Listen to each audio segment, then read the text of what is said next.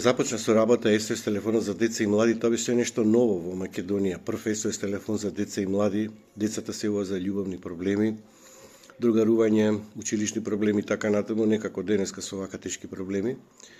Инспирацијата и формирањето на оваа дежурна прва SOS линија во Македонија беше идеја на основачката на првата детска амбасада во Светот Мигеш и Гордана Пирковска-Змијанац, и таа навистина вложи огромен напор да се воспостави оваа линија како прва линија која ќе биде во директна контакт и сервис за заштита, поддршка на ранливите категории на децата.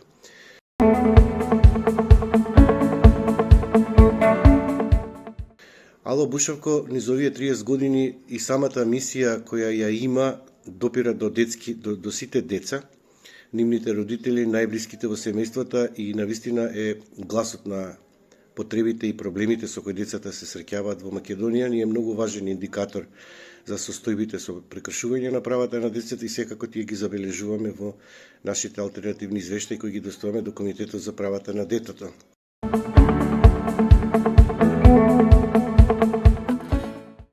Навистина Ало Бушавко стана синоним за децата, тие го препознаваат, децата учат за Ало Бушавко и за детската амбасада Мигеши во трето деление во учебниците, доаѓаат ја посетуваат детската амбасада, се другаруваат со Бушавко. Јас сум многу горд што навистина кога ја ребрендиравме првата SOS линија за деца и млади, го одбравме името Ало Бушавко, затоа што Бушавко е нашата маскота и лого и се повеќе е близок до најмладите, до децата.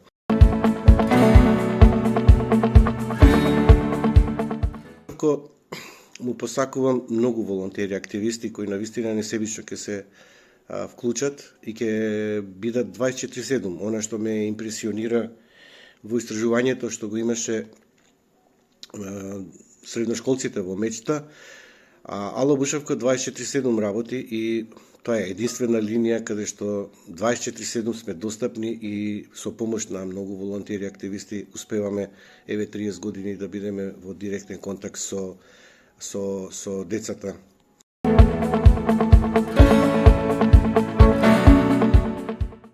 Она што би променил за разлика од почетокот е уште повеќе да бидеме блиски до децата, односно да бидеме во директен контакт со нив, односно да сме во нивните простори, во градинки, во училишта, во средните и основни училишта, така да тоа е голем предизвик, нешто што можеби во наредниот период треба да се направи.